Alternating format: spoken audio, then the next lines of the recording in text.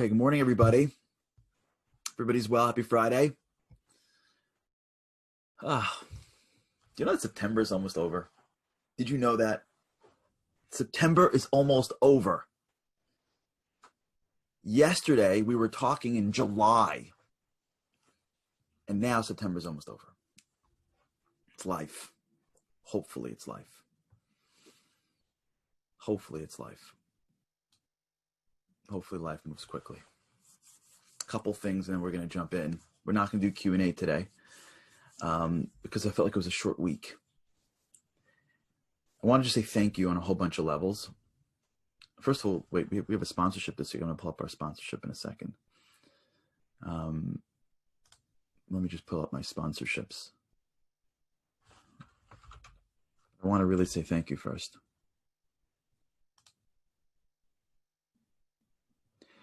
You know, a lot of times in life,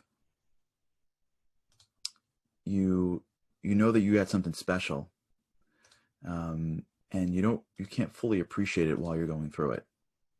And then you see something, and it really shows you the people that are with you. Let me just pull this up right now.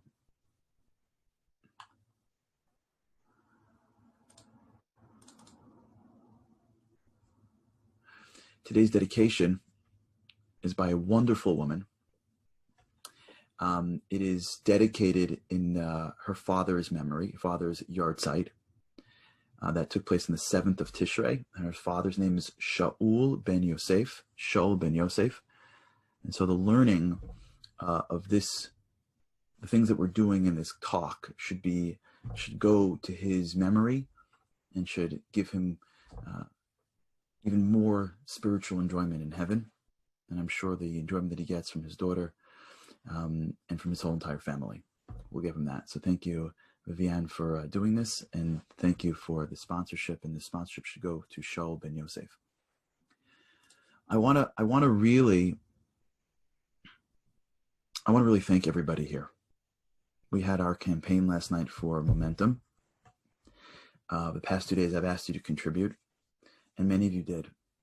And I went maybe 3 or 4 times through the list and saw the sponsors and saw the kind notes. And not only did you guys, participate, but you wrote such kind things.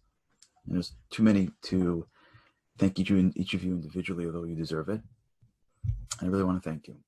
It means the world to me. It really does. This show means the world to me. And whether you're watching with me in the morning live on Zoom, and I get to see the chatter, which I love watching as I'm talking, whether you're watching it on Facebook with me, whether you're watching it later on Instagram or on YouTube, wherever you're watching this, I feel like we're connected spiritually. That's what the spiritual world does. It allows you to connect in ways where the physical world doesn't. We're together. Whenever someone emails me and says, I'm watching the boost, I have this feeling, it's like this, oh, yeah, we're family. Like this weird, incredible feeling. And I don't take it for granted. I want to thank you for it. I want to first ask for forgiveness. Yom Kippur is coming. If I said anything that may have offended somebody, if I made a comment that was not sensitive to someone who was listening, I want to apologize. It was definitely not intentional. And I also want to apologize if I said things that maybe were confusing. I apologize. And I appreciate what you guys do and who you are and us being together. And I hope that this can continue. And my hope and my prayer, really, I was thinking about this morning. My hope and my prayer, I really hope for this. You can have dreams, right? I hope that we get to keep on doing this year. And I hope somewhere along the way, maybe if we're lucky to get, for Zocha, I say lucky, if we're worthy to get to 200 or maybe 250, who knows? I hope that we get to do this live in Jerusalem. Can you imagine? Can you imagine if we all flew to Israel and did one of these shows live from Jerusalem with everybody in the audience? A man can dream, but I appreciate it and I thank you. I want to give one shout out to my good friend Michael Bear. Yesterday, the Momentum finale was a 2-hour show, and I had no idea that he was going to be on, and I was just watching it. And he got on and he spoke about the boost in such a beautiful, powerful way. I was so moved. So Michael, thank you for watching. And thank you for your shout out and your plug. It was really touching. And I thank you for that. And I thank everyone for being here. You don't know what you guys all do for me. So thank you. Okay, we're talking about our words, about our mantras. We ended off yesterday with this idea that if you really want to know where you're going, look at your mantras. Think about that for a second. If I limited you to 3 mantras that you would say every day, dozens of times, forget that for mantras for a second. If I said to you, I'm going to give you 3 pills that you can take right now, and these 3 pills will solidify in your brain 3 mantras, right? Whatever they may be, right? If I gave you a pill of it will be for good, in Hebrew, Gamzu L'Tova, and you now are taking a pill and then like you don't got to work on it. You just wake up in the morning, you're like, whoa, and you stand for whatever happens, it'll be for good. You get 3. We want 50 because that's how we roll. But let's say we get 3. What would we pick? And the reason why this is so critical is because it's a testament to where we're going, right? If it's always be closing, great. No judgments, but now you know where you're headed this year. Closing deals. If it's be in the moment, now you know what you got to work on. Now you have this tickle in the back of your head that's saying we should work on this. You know, if you do this period of time right, and for those that are watching, Jewish, non-Jewish, different denominations, different affiliations, different levels of observancy, it don't matter. This is wisdom for the world. This is a period of time of introspection. Regardless if you're going to synagogue or not, introspection. Introspection is very healthy. And during this period of time, we slow down our treadmills and we start to look at our lives as an observer. It's a very good exercise. God knows exactly what he's doing. It may make some people uncomfortable. Yeah, along the way, you can get like, a Hebrew school teacher, a rabbi, whatever. It'd be like, if you don't do it, God's going to send you to hell. Like, okay, everyone can mess things up. But at the core, this period of time is the ability to learn the traits of being an observer to one's own life. To pausing the treadmill of day, and saying, stop, let me look back at my year. What did I do right? What did I do wrong? I was learning today the laws of Yom Kippur, and the rabbi who I was learning it from, a great rabbi named Rabbi Ovadia Yosef, was speaking about how to say sorry. I was blown away by the sensitivity of this great man. How you say sorry for things. If you did this, you say it like this. If you did this, you do it like this. And he's basically, you must apologize. You got to make amends. Go do it. And I'm thinking, I would never have the guts if he wouldn't say, got to do it. But the ability to stop, look back. Did I hurt somebody? Did I say something wrong? Do I have to make a phone call? And go back and look at your year is it's the stuff of greatness. It's not the invisible God in the sky that just wants us to like do his stuff or he's going to send us in a bad book. It's the stuff of greatness. It's what we do. And when you're in this game, if you're paying close attention, what you're going to see, and pay attention to this, because no matter where you are in your life, do this. Regardless of your background, these next few days is the day that God is judging the world. Whether you're a full believer, whether you believe a little bit, it doesn't matter. Just roll with these punches. If you don't like basketball, back in the old days, and I mean the old days like last year, and you were relatively connected to the world, you got swept up in March Madness. If you didn't like football, you see people that cannot stand football, don't know anything, sitting on someone's couch watching a Super Bowl.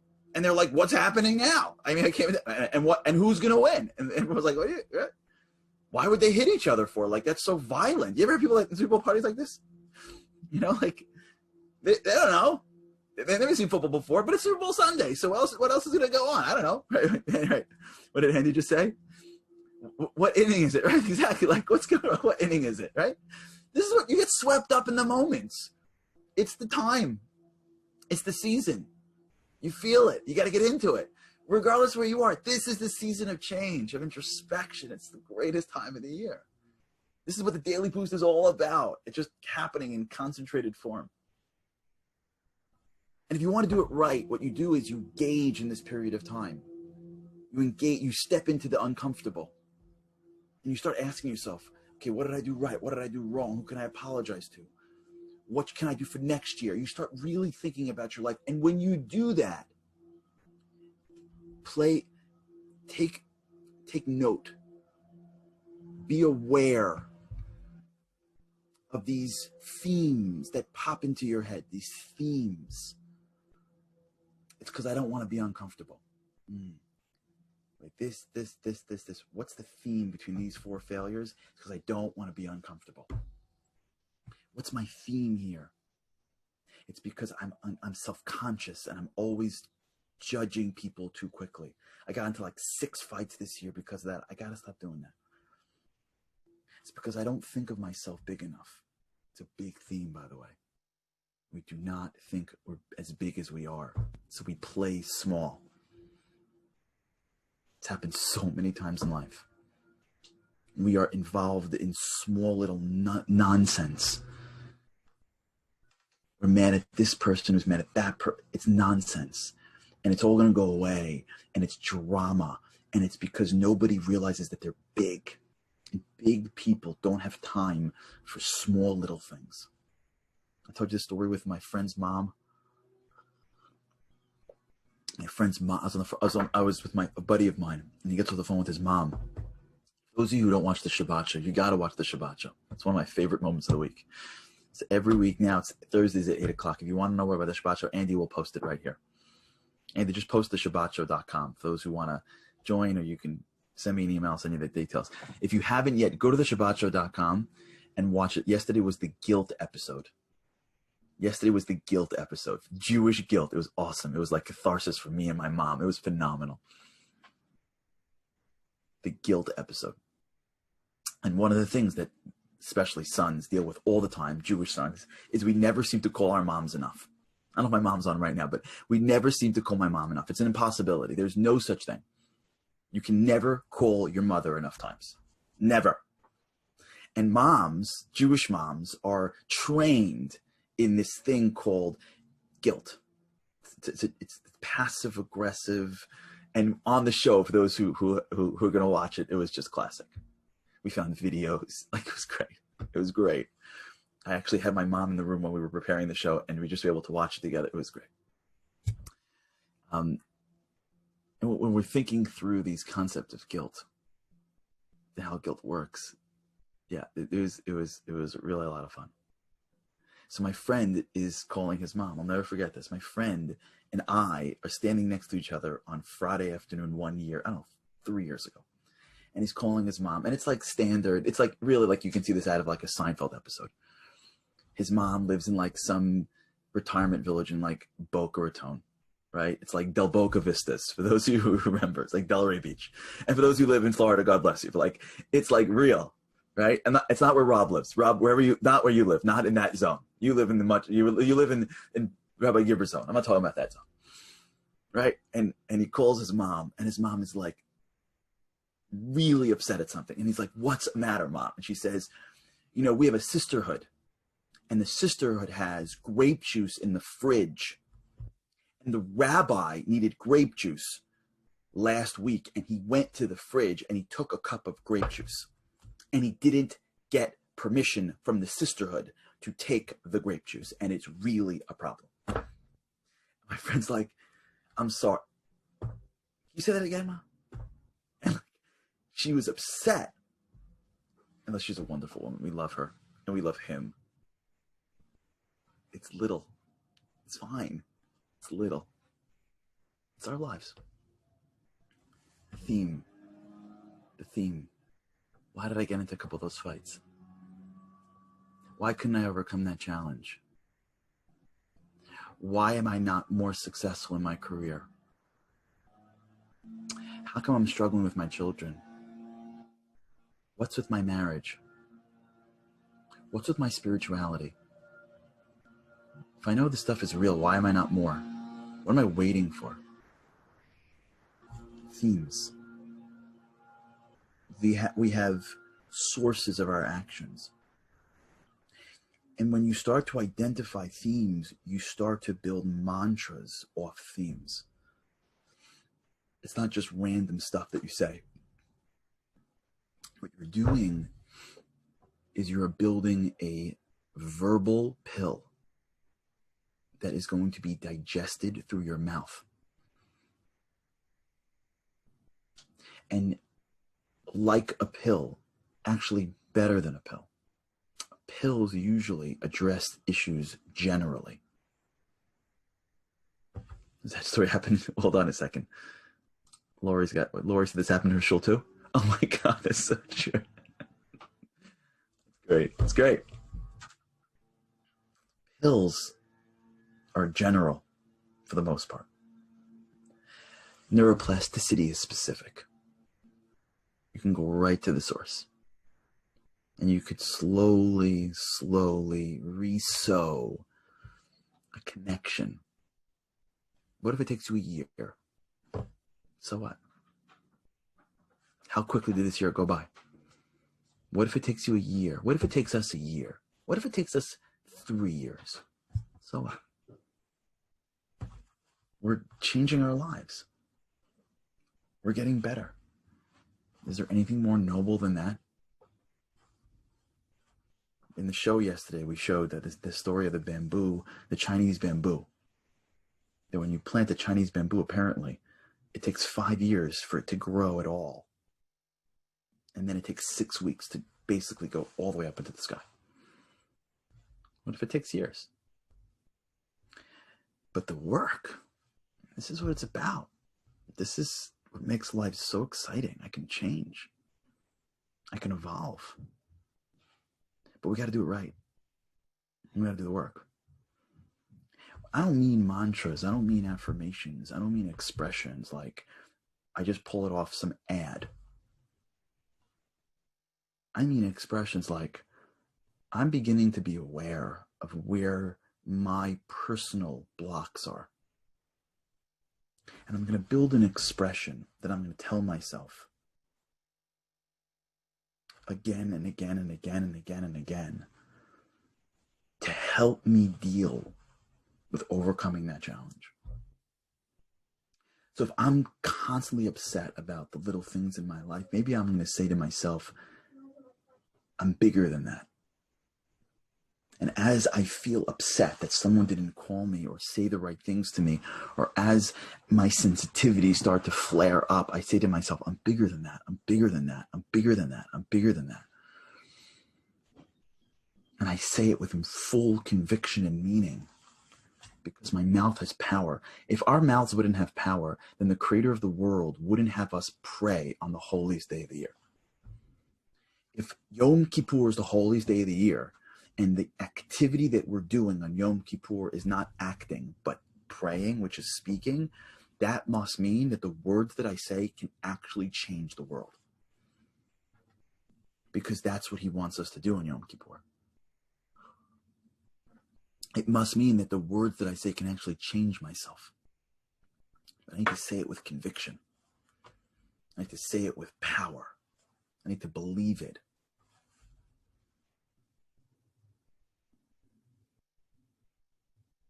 If we start to marry the introspection of where I'm lacking and the words that I'm going to use to create a verbal neuro pill that I'm going to take sometimes 10, 15 times a day, we start to deal with some real stuff going on in the back of our minds. I'm not saying this replaces therapy if one's going or replaces medication if one needs it. I'm saying this is a totally different theme of how we change and grow. And it's free and it has no side effects. And we can do it 50 times a day. And we don't got to go anywhere. We can do it with a mask on, socially distanced. Awesome. Michael, you rock.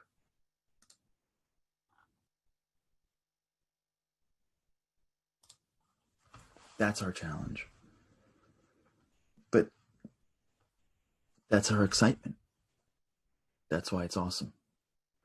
Because once you realize that you can change, we're not subject to the world around us. We really are partners in the world around us. And the emotional experience that we live is really something that is independent of everything else. It's a tremendous gift God gives us. The ability to think, the ability to imagine, the ability to forecast, the ability to be connected to Him internally, and the ability to change our minds. It's a tremendous gift that if we recognized how awesome it is, we would be so excited to use it more. Okay, think about this over the weekend if possible. What would your expressions be? Shabbat's the perfect time. The weekend is the perfect time. Again, no matter where your background is, the weekend is the time to think. What would my 3 pills be? Think about that. This is my exercise for you over the weekend. What would your 3 pills be that if you took it, it would completely change? It's a trait. It's not money, right? It's a trait. This episode, again, should have the Elias Neshama, Shaul ben Yosef. And we should all realize that this is an incredible opportunity in this calendar. And we can become the people that we couldn't even dream of. Okay, we got some announcements coming up early next week. But we're going to have one more show before Yom Kippur, of course, for those that are around. Sunday's show is going to be the Yom Kippur show. So we're going to talk about it a little bit. We'll get a little bit of the details if you're interested in that. That's Sunday. If not, we're going to, obviously, Sunday. Monday, we've got Yom Kippur, and we'll be back on Tuesday. So if you're with me on Sunday, can't wait to see you. And if not, then I'll see you Tuesday morning with God's help. All right, have an awesome weekend. Shabbat Shalom. Good Shabbos. And I can't wait with God's help to see you again next week.